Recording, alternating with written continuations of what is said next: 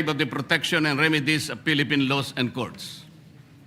To surrender Senator De La Rosa is to effectively surrender Philippine sovereignty itself.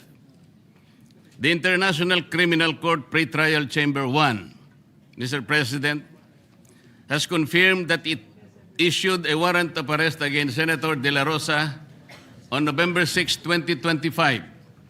It unsealed the warrant only on May 11, 2026.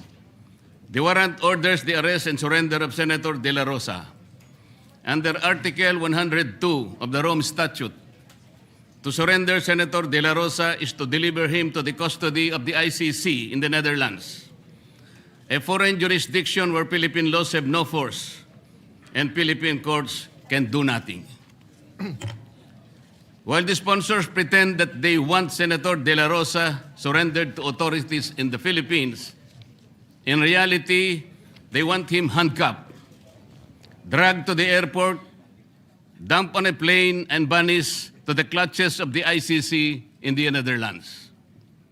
While the sponsors claim they want Senator De La Rosa to avail of Philippine judicial remedies, in reality, they want him removed from territorial jurisdiction of the Philippine courts and therefore deprived of the rights and remedies that every Filipino enjoy under our laws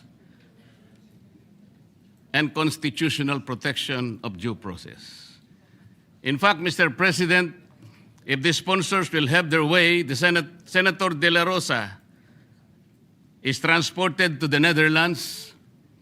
The constitutional issues now pending before the Philippine Supreme Court will become moot and academic. The Philippine Supreme Court will be ousted of jurisdiction and prevented from fulfilling its constitutional mandate. There will be no end to this constitutional crisis, for in the years to come, the ICC, with much delight, will pick us up one by one, Mr. President. Only the Supreme Court, Mr. President, can stop this nonsense.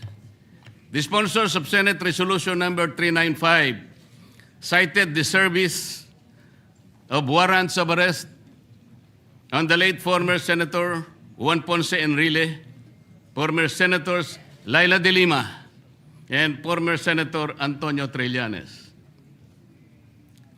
But please take note, Mr. President, they did not mention that their co-sponsor, Panfilo Lacson, evaded service of arrest warrant.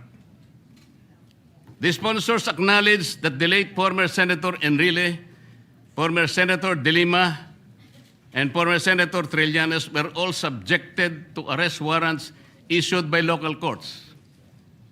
For the record, Mr. President, all of them have exercised their rights under Philippine laws and availed of Philippine judicial remedies. Yet the sponsors are blind to the peculiar situation of Senator De La Rosa. Unlike the late Senator Enrile et al., who face arrest warrants issued by Philippine courts, Senator De La Rosa is facing an arrest warrant issued by the ICC, a foreign court which jurisdiction the Philippines does not recognize anymore. Moreover, unlike the former Senator Enrile et al., who availed of the rights and remedies of Philippine laws and courts, Senator De La Rosa will be deprived of all this, as he will be banished to foreign land on the other side of the planet, beyond the reach of Philippine laws, and forever detached from his family and constituents. Therefore, if the sponsors are sincere in their desire that Senator De La Rosa be accorded the same rights and remedies as those enjoyed by Senator Enrile et al., they should not allow his surrender to the ICC. They should instead withdraw Resolution number 395.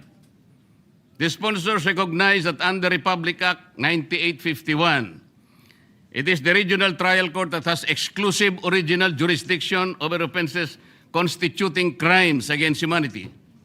This statement of the sponsors reinforces the position of the majority that the ICC warrant of arrest should not be implemented against Senator De La Rosa, and he must remain under the Senate custodial protection under the ICC arrest until the ICC arrest is quashed by Philippine court.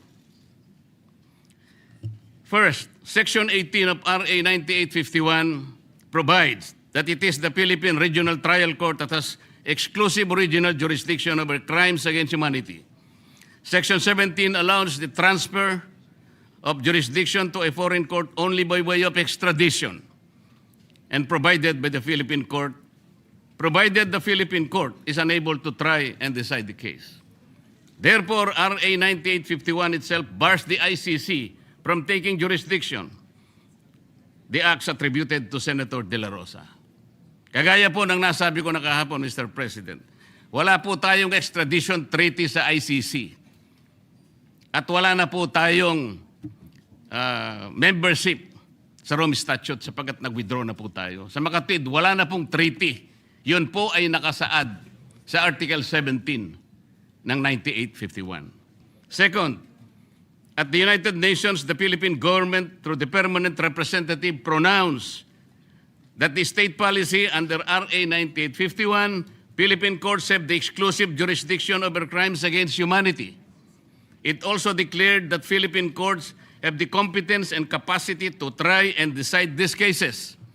Kung ganun po pala, this is the national policy already articulated even before the halls of the United Nations. Bakit pinipilit pa natin na iserve ang isang warrant of arrest na hindi na natin kinikilala ang jurisdiction ng lintik na ICC na yan?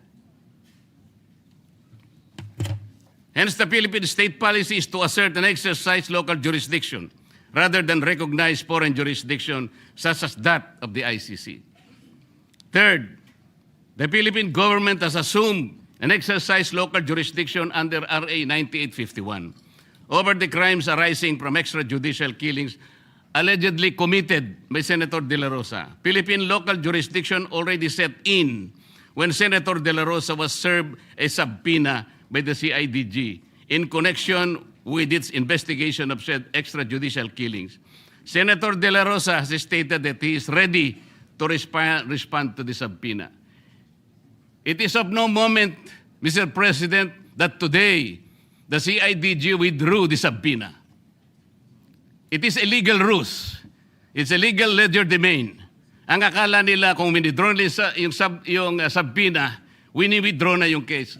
No, Mr. President, the case is kicking and alive. It triggered already the jurisdiction of our National Prosecution Service and eventually the courts of this country. The crimes under investigation by the CIDG are the same crimes for which the ICC has issued a warrant, Mr. President.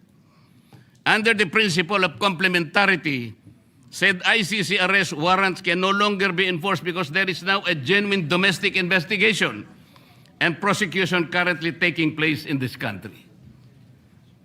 The assumption of jurisdiction by Philippines over the acts attributed to Senator De La Rosa and the person of Senator De La Rosa automatically and absolutely bar the ICC from exercising jurisdiction over the same acts and on his person. These circumstances, and by reason of the principle of complementarity and the Rome Statute, strip the ICC, Mr. President, of its jurisdiction. Therefore, given that the sponsors themselves admit that under Republic Act number 9851, Philippine courts have exclusive original jurisdiction over the crimes for which the ICC has issued an arrest warrant against Senator De La Rosa, given that the Philippines have assumed jurisdiction over said crimes when it served the subpoena on Senator De La Rosa, and given that Senator De La Rosa will respond to the subpoena, said sponsors cannot but agree that the ICC warrant of arrest should not be enforced on the good senator. It should be borne in mind, Mr. President, that the protective custody granted to Senator De La Rosa is for the sole purpose of ensuring the following. First, that only Philippine warrant of arrest, not an ICC warrant of arrest, will be enforced against him. Second, upon service of Philippine arrest warrant, he shall enjoy all the rights and privileges granted by the Constitution and the laws of the Philippines. Third, that he can avail of all Philippine administrative and judicial remedies and processes. Fourth, He shall remain in Philippine territory where he can exhaust all said administrative and judicial remedies and processes. And finally, and most important of all, the jurisdiction that the Philippines has assumed over his alleged crimes under R. 9851 must be exercised to the total exclusion of the ICC. Finally, Mr. President, the sponsors of Senate Resolution number 395 question the constitutional and statutory basis of the resolution granting De La Rosa, Senator De La Rosa, the protective custody of the Senate. These purposes, Mr. President, are legitimate. They do not contravene any Philippine law. In fact, they ensure that the Philippine laws are respected and enforced in Philippine territory to the exclusion of the Rome Statute that the Philippines no longer recognize by reason of its withdrawal therefrom. The protective custody granted to Senator De La Rosa addresses not only an extraordinary threat to his liberty, but also an existential threat to the integrity of the Philippine Senate, and by extension, a grave peril to the independence of the Republic itself from foreign interference. It is a threat emanating from a source that the Philippine Constitution laws did not anticipate. A foreign entity, Mr. President, the ICC, which jurisdiction is not only questionable but also lost due to the Philippines' withdrawal from the Rome Statute. The protective custody addresses a threat whose profound ramifications include regime change and outright interference in the sovereign affairs of the Philippines. To give inroads to the ICC is to enable it to structurally alter the Philippine Senate and disenfranchise Filipino voters for the arrested senator will be rendered futile, whose votes for the arrested senator will be rendered futile and meaningless. The ICC will transform Philippine agencies as its own puppet and tools and hold hostage Philippine officials, civilian and military, against whom it can initiate prosecution anytime and in perpetuity. The Senate's custodial protection is born out of self-preservation, which is the first law of nature for both men and institution, Mr. President. The Philippine Senate has granted custodial protection to witnesses in order to ensure the continuity and integrity of its legislative hearings. It is with more reason that it can and should grant custodial protection to its members to enable them to discharge their mandate unmolested by a foreign entity like the ICC and its local tentacles and subalterns. The Philippine Senate and its members enjoy privileges and immunities under the Constitution and laws so that they may discharge their functions effectively, efficiently. Specific privileges and immunities were designed to address the usual disruption to these functions.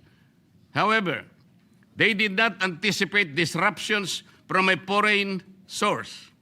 Thus, a purposive interpretation of the Constitution and laws is necessary in order for the Philippine Senate to meet new forms and sources of challenges. For this reason, Mr. President, it adopted Resolution number 44 and implemented the same with respect to Senator De La Rosa. The Philippine Supreme Court did not also see it coming. It has to do its job and rise to the occasion, Mr. President. In the end, the dignity and integrity of the person of Senator De La Rosa, as well as of any member of the Senate, including the sponsors, represent the dignity and integrity of the institution of the Philippine Senate vis-a-vis foreign interference. Resolution number 395 will weaken its dignity and in the process destroy its integrity as an institution that stands as the last bastion of democracy. Dapat lamang na ibasura ang Resolution number 395. Maraming salamat po, Ginoong Pangulo. Former Senate President, Minority Leader Senator Soto is recognized. Thank you. Mr. President, parliamentary inquiry. I definitely don't mind after Senator Pia Cayetano took the floor because of the allegation that was brought out in media about her. So I definitely support that. But I wonder what happened to our agenda, because after the roll call and after Senator Pia Cayetano, I was expecting the reading of the journal be approved and in the reference of business before the privilege speeches. So may I know from the majority To answer leader? the minority leader, it's not a privilege speech. He rose on a Yeah, I know. matter It's, of collective and personal privilege, which can be done anytime. Yes, and which has I mean priority. Senator Pia Cayetano, there's no Yes. problem with that. What I'm saying is that Senator Marcoleta, Ah, I I told see. him he can go ahead of me sa privilege speech, but he chose to rise on a matter of personal and collective privilege All right, instead so- of a privilege speech. That's my right. understanding. All right, so my question actually is for the majority leader, but if that is the answer of the... That's my understanding, Majority Leader. Am I correct? then we will do away with the agenda if that is the case. Go ahead. Actually, that's not true, Minority Leader, because the question of personal and collective privilege can be as simple as you cannot hear the sound, may tubig na tumutulo, or may mga police or NBI sa labas. So, collective and personal. Having said that, he gave his speech and we can now go to the agenda. However, Senator Padilla actually had the floor last night, and we only asked him and Senator Pangilinan if we, and of course, the graciousness of the minority leader, that we adjourn. So Senator Pangilinan is raising his hand and Senator Padilla is raising. What's the pleasure of Senator Pangilinan? But yes, go ahead, please. Manifestation on the Yeah, if it's a Senator Padilla, manifestation lang, no? yes, just a quick manifestation Yes. on the earlier speech delivered by Senator Marcoleta. Mr. President, I understand the resolution has yet to be referred. Yes. It has not been calendared. And we believe, after consulting with the authors as well as our minority leader, with due respect, we disagree with a number of the points and arguments raised by Senator Marcoleta, but that we prefer that the resolution be referred to the Committee on Rules, wherein we can discuss and perhaps hear it, Mr. President. You're correct. We will follow the procedure. My Thank you. understanding is his rising on a question of personal privilege is why he took offense with the resolution. And we share. Yeah, and not the merits or Yes. whether or not we're going to pass it or not or put it on the floor. Yes, and Senator. we're just sharing the sentiment Yes. of the authors that, That's while in we order. object and do not agree with a number of the arguments raised by Senator Marcoleta, we would rather that the same be referred to the Committee on Rules, where we can ventilate the issue further. Your manifestation is in you, order Mr. President. and at the proper time because it's not in our calendar of business. Yes, Senator, Mr. President. Mr. President, may I respectfully refer the personal and collective privilege of the good senator, Senator Dante Marcoleta, to the Committee on Rules, Mr. President. So move. is there any objection? If not, it's referred to the Committee Yes. on Rules. Mr. Senator President, Padilla? I was about to, with the indulgence and with the approval of the body, as mentioned a while ago by our distinguished Senate President, the floor was, yesterday, Senator Robin Padilla has the floor, and he is seeking the floor, Mr. President. May I be allowed first, Mr. President, to, may I move that we acknowledge and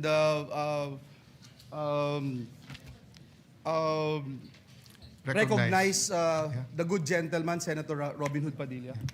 Senator Padilla, you're recognized. Maraming salamat po, Ginoong Pangulo, at sa ating pinunong mayorya. Mga mahal kong kasama, mga kagalang-galang kong kasama, at mga karespeto kong mga kasama, meron po akong naiwang usapin kahapon sa ating sesyon. Tungkol po ito sa asal o decorum ng isa sa ating kasamahan.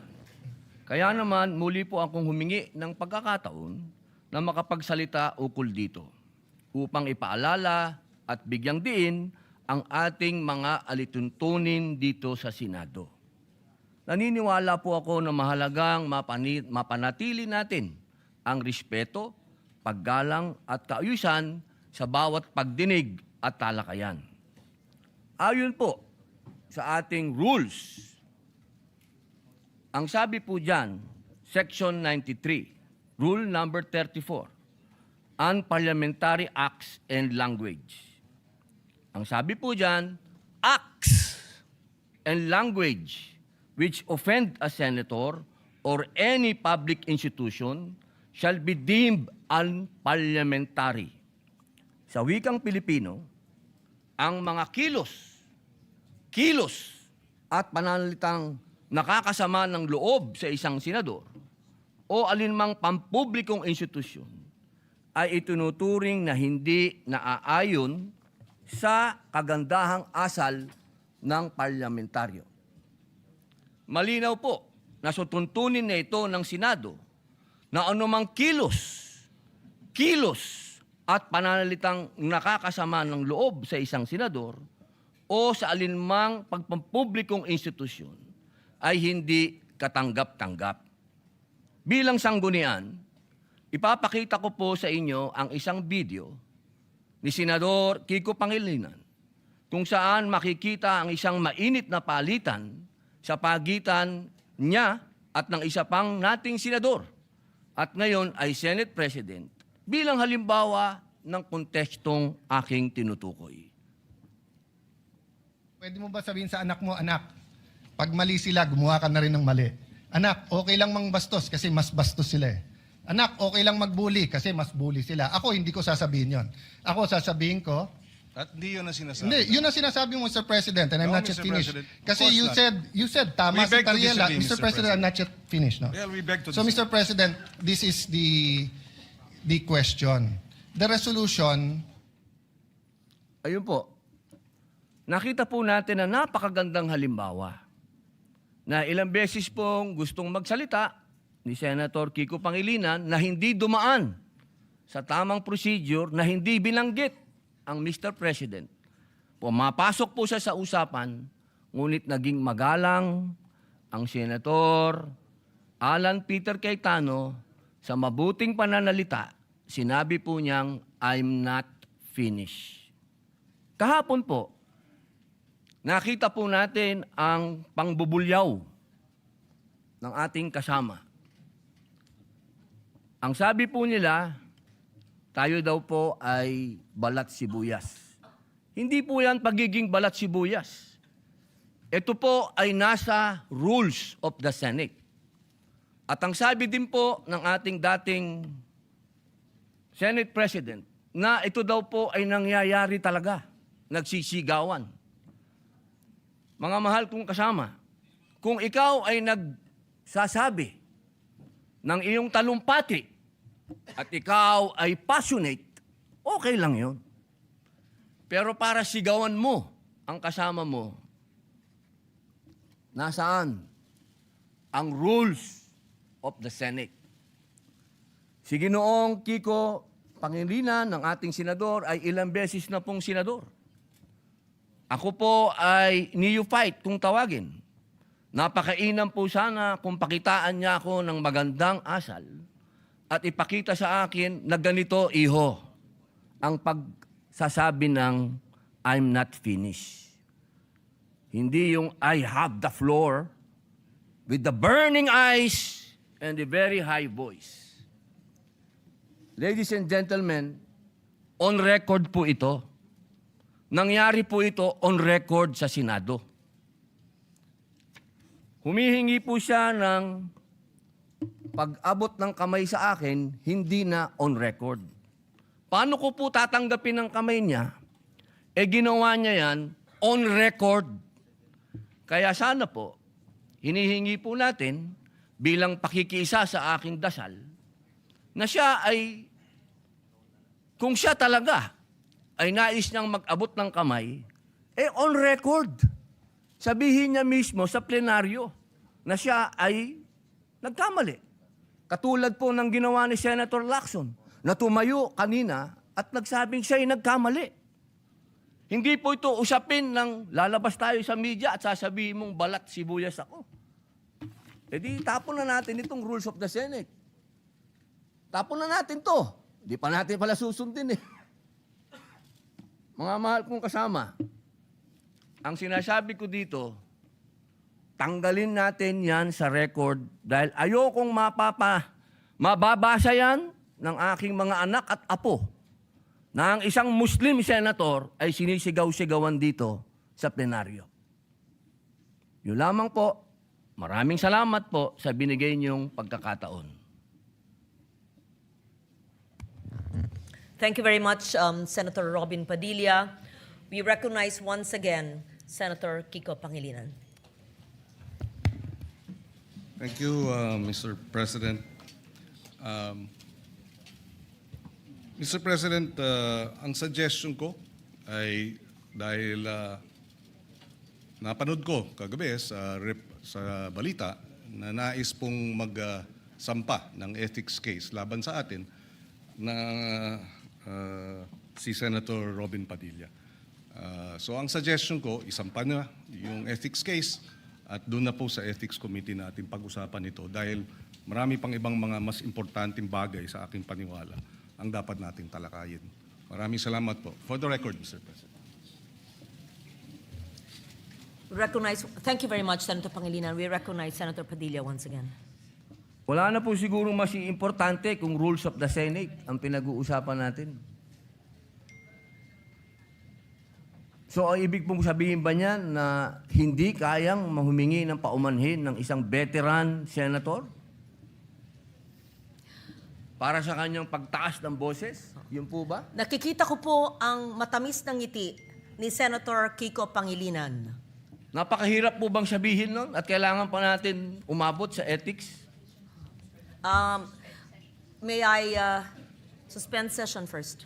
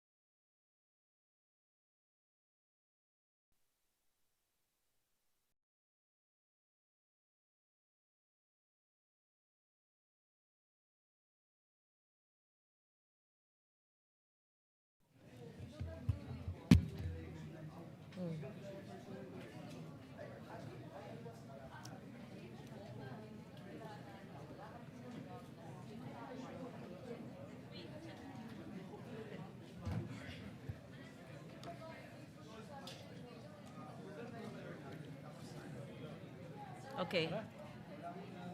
Sige. So, approval of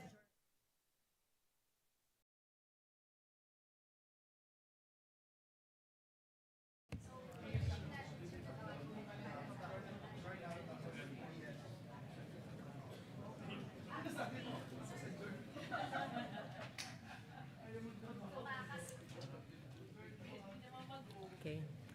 Session is resumed. Thank you, Madam President. Madam President, at this juncture, our distinguished Senate President, Senator Alan Peter Cayetano, would like to avail of the privileged hour. But before that, Mr. President, Madam President, may I be allowed to move that we dispense first with the reading of the journal of the 62nd session, May 11 and May 12, and consider the same as approved. I so move, Madam President. Any objection? Hearing none. Motion is approved.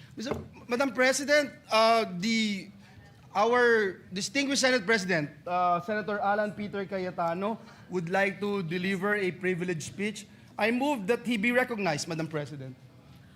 We recognize Senate President Alan Peter Cayetano for his privileged speech.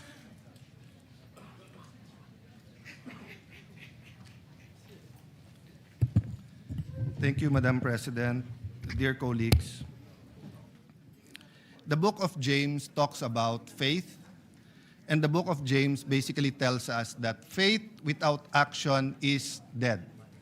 So, importante po ang faith, pero importante po ay kumilos tayo ayon sa ating pananampalataya. Everyone has faith. Some people have faith in money, some people have faith in relationships, some people have faith in power. But of course, I'm talking about the faith in God, the faith in our country, and the faith in each other. So, Madam President, this leadership change is an opportunity for the Senate to take the lead in areas where the ordinary Filipino feel neglected. Without pointing fingers or no condemnation for any other leader or any other Congress in the past, let me talk about how I feel people feel at this point in time. I do believe that despite our algorithms in our social media and despite the news, most people are not talking about politics. Yes, they're talking about whether they like President Marcos, VP Sara, or all the other contenders. Whenever there are surveys in the news, pinag-uusapan sinong pambato nila sa 2028. But I would say that these are more politicians and political junkies. Most of our people are just trying to have a comfortable life, and more than that, just trying to exist. Yung personal safety lang, makapag-aral yung anak, madala sa ospital or may gamot man lang kung may sakit, how to make ends meet, paano siguraduhin na kung part-time yung trabaho, magkasya, pag hindi part-time yung trabaho, siguraduhin na hindi magsara yung kumpanya o yung maliit na negosyo. People are thinking about the future of the country, but the reality is we act as individuals and as families and as communities before we act as a nation. Madaming umaasa sa leadership change na to sa pagdating ng direksyon ng ating bansa. So we can keep talking about Senator Bato. And 100%, I will always owe him for risking his liberty. And after siya habulin kahapon, risking his safety and his life, risking his quality time with his family, risking the many, many things that he can do for being here today. No one can say where he'll be going in the next few days, the next few weeks. I really hope we all realize that the Constitution is the highest law of the land. Me, I follow the Bible, then the Constitution. So walang anumang bansa ang inuuna ang international court sa kanilang sariling konstitusyon. Kahit anong treaty po, Sabi po sa Pangilinan versus Cayetano Supreme Court case na kapag yung treaty o nilalaman nito o implementation nito, I'm paraphrasing, is unconstitutional, ang masusunod yung Constitution, hindi po yung batas. So putting that aside, putting aside, like everyone else, I am tempted to talk about politics or to talk about Senator Bato.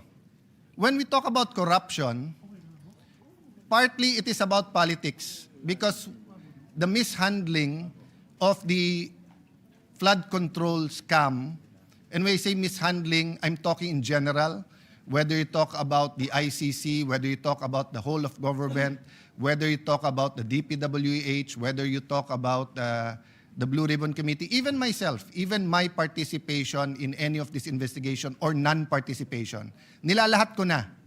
We all mishandled it for many reasons. We didn't start with the truth.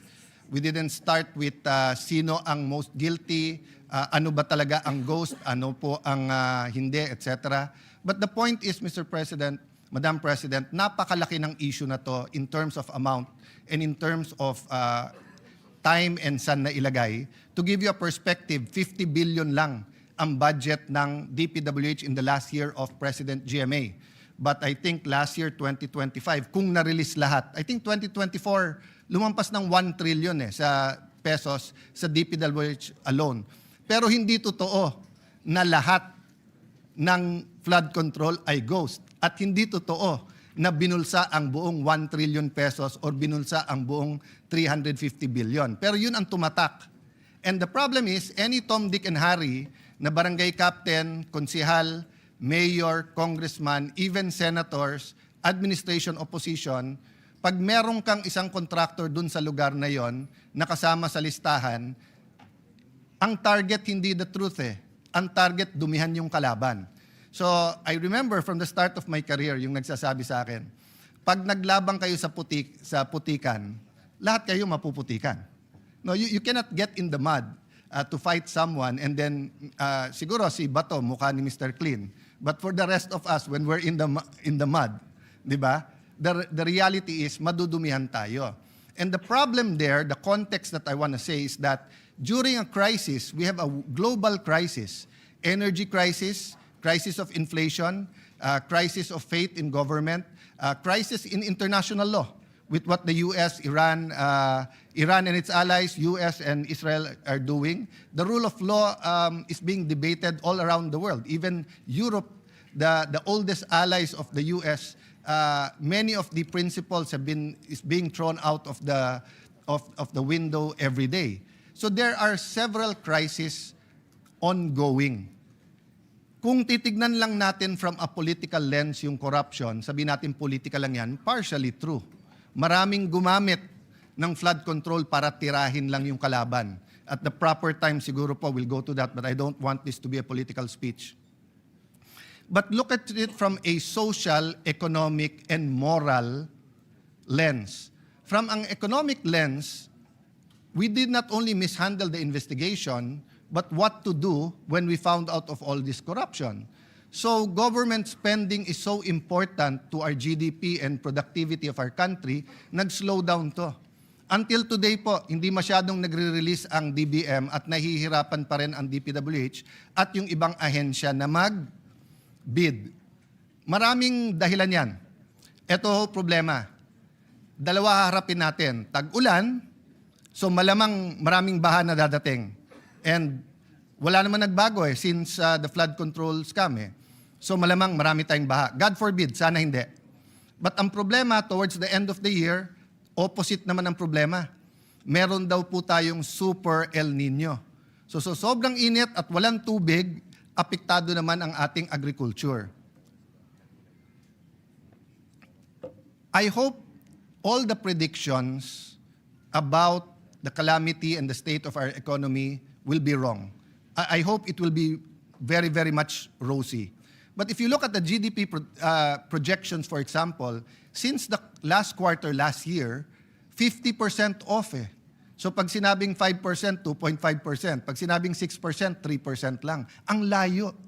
And the GDP might look like, a highfalutin economic term, And I'd rather use presyo, trabaho, kita. Masyado ba mataas ang presyo na hindi natin mabili yung dapat natin bilhin? Maliit ba masyado ang kita na hindi pa rin natin pwedeng bilhin yung gusto natin bilhin kahit mababa ang presyo? And trabaho. May trabaho ba ang tao? And not only trabaho na kumikita ang tao, but trabaho ba na may dignidad? So from an economic lens, corruption affects our everyday problems. And I think during the times that we talk about big scandals in our country, corruption scandals, suddenly, hindi lang presyo, trabaho at kita, hindi lang PTK, may isa pang K or C if English ang gagamitin natin, corruption. So right now, I feel that on the mind of every mother, of every father, of every lolo, lola, is the basics, health, education, pagkain, kuryente. Of course, sa mga highly urbanized, it's the internet, no? Food prices are steadily rising. Unfortunately, it seems that the 7% inflation rate is here to stay. Hindi mawawala yon. So just put it simply, kung kumikita ka ng 100 pesos in the year, 93 pesos lang ang halaga ng pera mo kasi 7% yung inflation. I mean, you can argue with me about the math, pero simplihan lang natin, di ba? If you have 1,000 pesos, 930 na lang yan. If you have 10,000 pesos, 9,300. So hindi masyado tumataas ang minimum wage at ang sahod sa ating bansa. Pero yung presyo ng bilihin, at least 7%. Yun ang problema natin sa food prices. Bakit po? Hindi naman po lahat sa inflation rate ay food prices, although most of it is food prices. So food is rising even higher than 7%. We are an archipelago where we lack fish. Hindi tayo makapagpangisda. I mean, I know Senator Pangilinan spoke much about this and many other senators in the past, but that's a reality now. Hindi natin makalimutan yung mga ka-age ko na ang isang kampanya po ni Madam President Cory Aquino noon is magkano ang presyo ng galunggong at that time in 1986. And short time after that, or sometime after that, nag-i-import na tayo ng galunggong. Ngayon po, luxury na po ang galunggong. In fact, nung araw sabi sa amin, may asin ka lang, o I remember yung kwento ng aming dating Vice Mayor, may kapitbahay siya na may mga shell ng kuhol. So gagataan nila yon at libre pa naman ang kangkong nung araw. Pagkatapos nila gataan at kainin yon, ibibilad nila yung shell. Bakit po? Kasi pag hiniram nung kapitbahay yung shell, gagataan ulit dahil ang kailangan mo lang ay yung gata at saka yung kangkong, tapos yun ang ulam sa kain. But we know in the last 10 years, pati kanin naging luxury na. Kaya nga may makikita kang pamilya ng 4, 5, 6, 7, isang noodles na hati-hati na. Of course, we did not ignore that. We have passed many laws making sure that we fortify even the noodles. We have kahapon, Senator Tulfo, yung AIX law. We have many interventions, no? But this crisis that we are facing, hindi natin ramdam kaagad dito sa Senate kasi air condition, kasi kahit papano, mataas ang sweldo. Di ba? Ang unang nakaramdam nito, mga tricycle driver, jeepney driver, yung mga naka-diesel. Pero nabigyan isang beses ng ayuda, that doesn't mean okay na sila. Kasi pababa ng pababa yung kanilang kita. More than 70 days after February 28, the economic slowdown is now affecting our investment level. Even the sentiment, nagdadahan-dahan na. And even yung mga sigurado, katulad halimbawa ng mga pharmaceuticals, medyo wala kailangan mo talaga bumili ng gamot kung may sakit ka. But most of our medicine is imported. And even those that are generic and are produced in the Philippines, to get them through Metro Manila with the traffic and the logistic costs have doubled.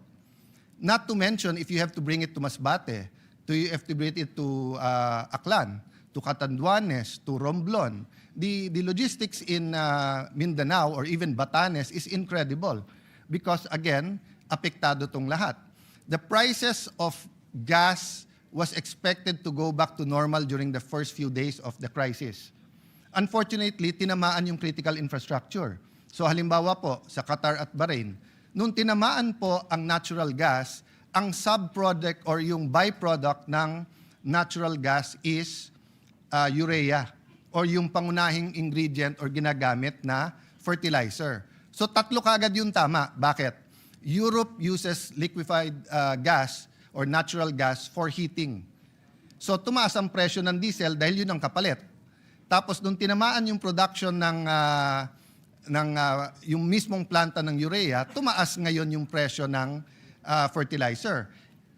India, who has the best processing plants or one of the best and supplies to us and to Asia, ang problema, they have more than 1.4 billion people. And they also use heating gas, they also use diesel, they also use urea, and they are the first to say, we will not export rice, we will not export fertilizer unless our needs are there. So I thank the Vietnamese government for continuing to help us by the supply of rice.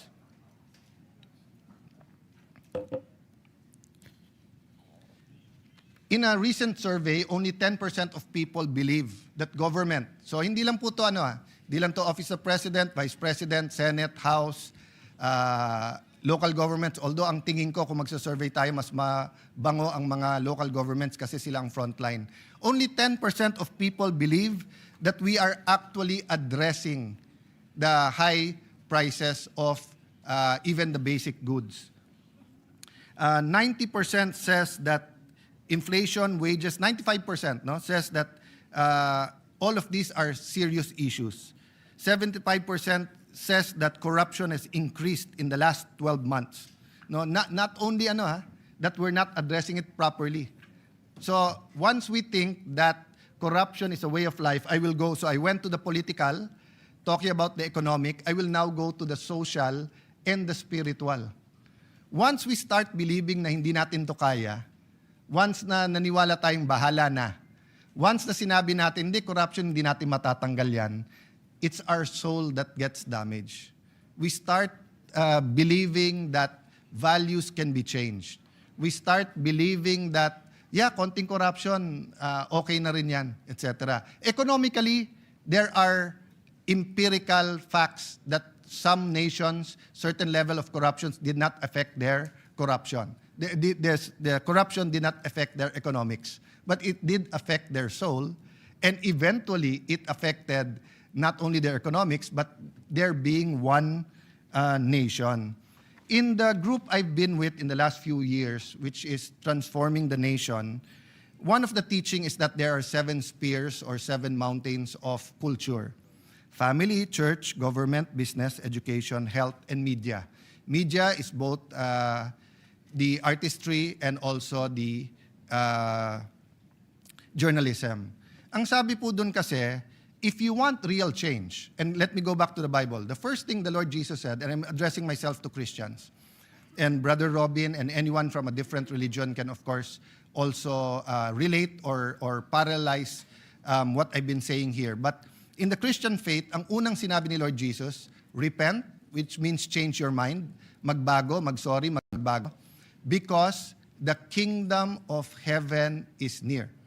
At ang kasunod po dito as a priority, when the apostles saw miracles after miracles, they saw the Lord Jesus healing people, producing bread, producing fish when there was none. Pero they were going on a journey and they were looking at each other. Wala namang Burger King, McDonald's, Wendy's nung araw. Wala rin naman dun mga kotse or EVs or trains. So they were looking at each other and thinking, saan tayo kukuha ng pagkain? Saan tayo matutulog? The Lord Jesus looked at them and said, seek first the kingdom and my righteousness. But He didn't stop there. And everything else shall be added unto you. So my point of view is that there is a value system. There's a heavenly value system. There's an earthly value system. In the earthly value system, we value power, we value money, we value popularity, we value the GDP, etc. In the heavenly, they value people. That's why in the Christian faith, God so loved the world that He gave His only Son, that whoever shall believe shall be saved and shall not perish. So why? Because God loved the imperfect man so much. So what's my point? If family and church and media come together at sinabing, sobra na tong scam ng ating, I was going to say fertilizer scam, but that was 20 years ago, flood control scam. And they have a MOA. Nag-MOA ang DPWH, nag-MOA ang Congress, ang BICAM, ang executive department, ang DBM, church leaders from the Muslim community, the Roman Catholic community, evangelical community, Iglesia ni Cristo, Seventh-day Advent, lahat nandun, nagpirmahan. That will have some effect. But if the media, for example, movies, are saying, okay lang naman magnakaw basta't konti. Or iba na yung nakakalamang, etong anak ko, medyo hindi ganun kagaling sa school, pero magaling mangopya. Kaya honor siya. Or let's say in health, di ba? Kung sasabihin sa kanya na, alam mo, hindi ka gagaling kung wala tong gamot na to. Pero di ba na, nakawin na lang natin kasi corrupt din naman ang gobyerno. My point is, Madam President, family, the church, government, business, education, health, and media have to work together to address all of these issues.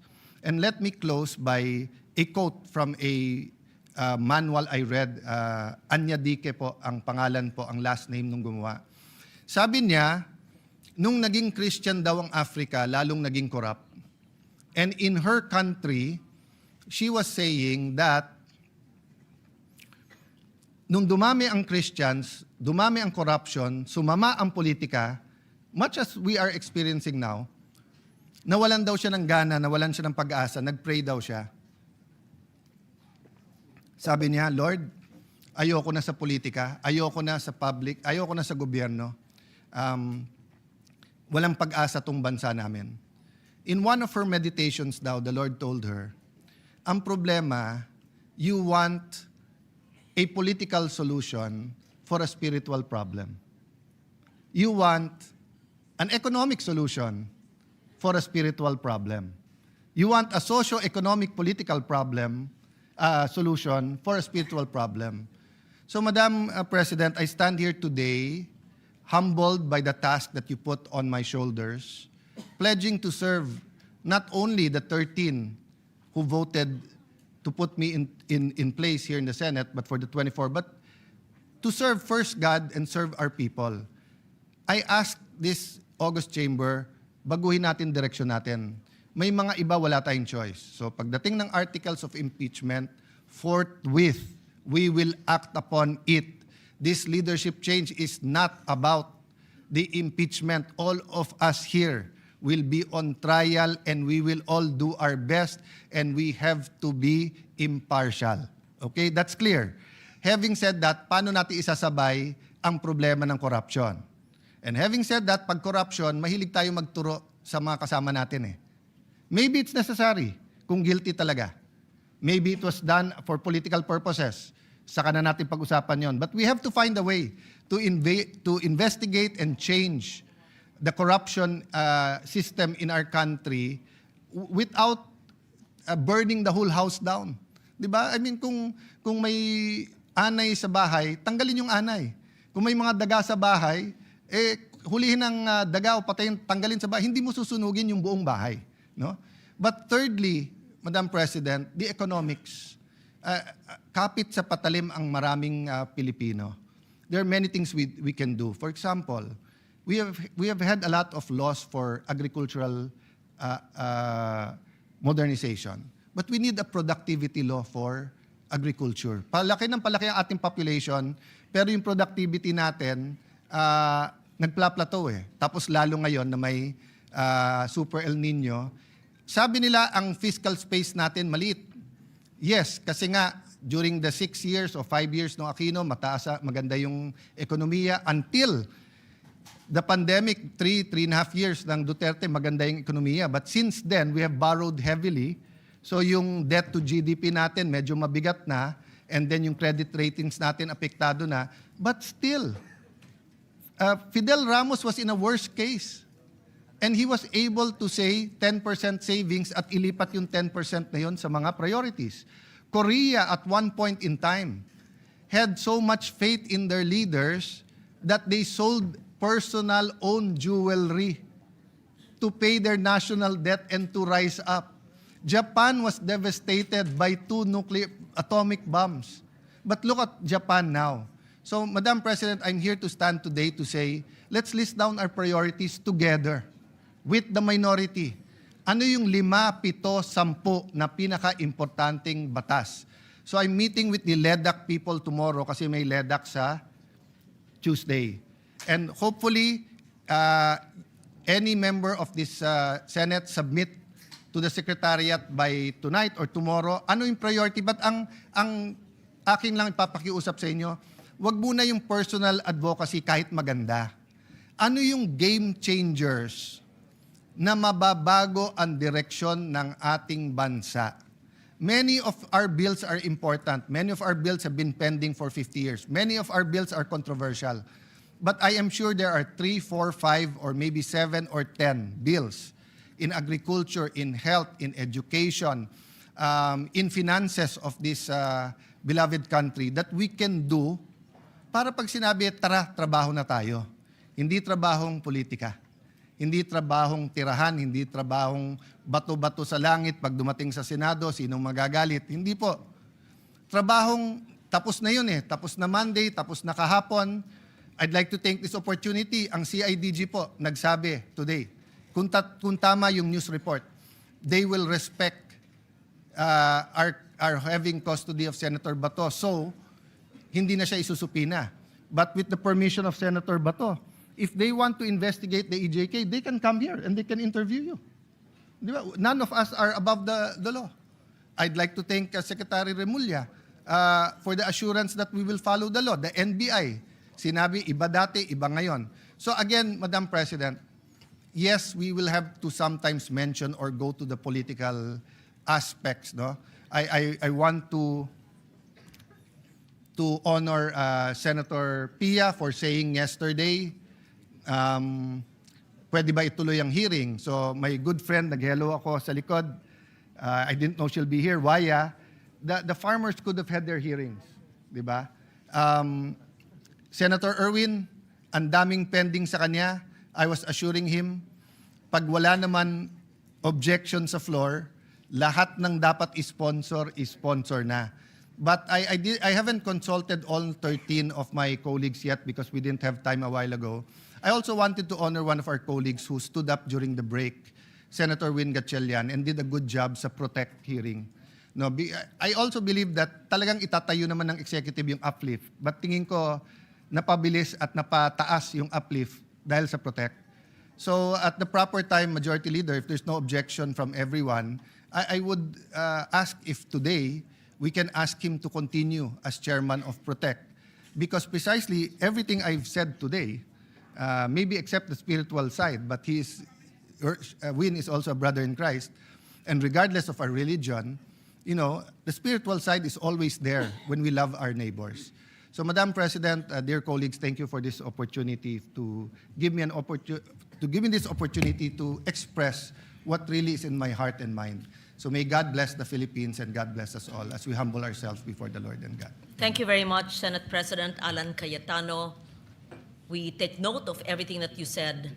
And Majority Leader, Yes, when would Madam this be President, as much referred? as I wanted to give my views as well and not to belabor the list of our colleagues who wanted to deliver their speeches, the gentleman from Palawan, I think Senator Erwin Tulfo, would like to ask some questions. I move that he be recognized, Madam President. We recognize Senator Erwin Tulfo.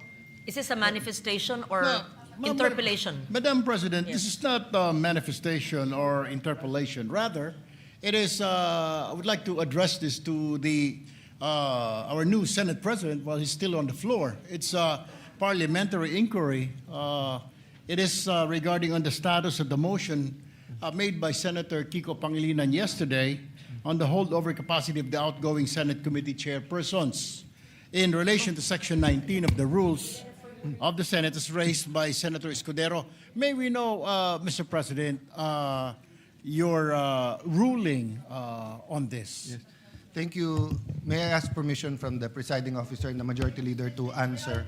Madam President, before before that- we entertain the Yes. parliamentary inquiry, may we refer, if there's no other member of this August chamber who would ask questions with regard to the privilege speech of our... Yes, let me before just we remind the entertain body. because Yes. it's outside the privilege speech. Unless the inquiry would be from the privilege speech of our Senate President, from the gentleman from Palawan? Let us put it in context. The good gentleman from Palawan stated that this is not a manifestation or an interpellation. We will answer him at the proper time. In the meantime, may I hear from the Majority Leader the referral of the privilege speech of the Senate President, assuming nobody wishes to interpellate. But we will not forget the parliamentary inquiry of Senator Erwin Tulfo. Thank you. Yes, Madam President, I was told that the gentleman from Valenzuela, Senator Win Gatchalian, would just like to make a short manifestation with regard to the privilege speech. We May I recognize. move that he be recognized, Madam We President? recognize Senator Sherwin Gatchalian. Thank you, thank you, Madam President. Thank you, Majority Leader, and to our Senate President. Maraming salamat po at na-mention po yung Protect kanina at nagpapasalamat po ako dahil ito po ay brainchild ng ating Senate President Alan Cayetano, ang dati nating Senate President Tito Soto, and the former Majority Leader, si Senator Mig Zubiri. The timing was impeccable. Importante po yung timing. At nung bago ho tayo nag-adjourn, yun po yung kahuli-hulian nating binuo itong ad hoc committee. At kaagad ay nagkaroon ho tayo ng hearing at kaagad nagbigay ho tayo ng 49 recommendations before the Holy Week. In fact, I will give a privilege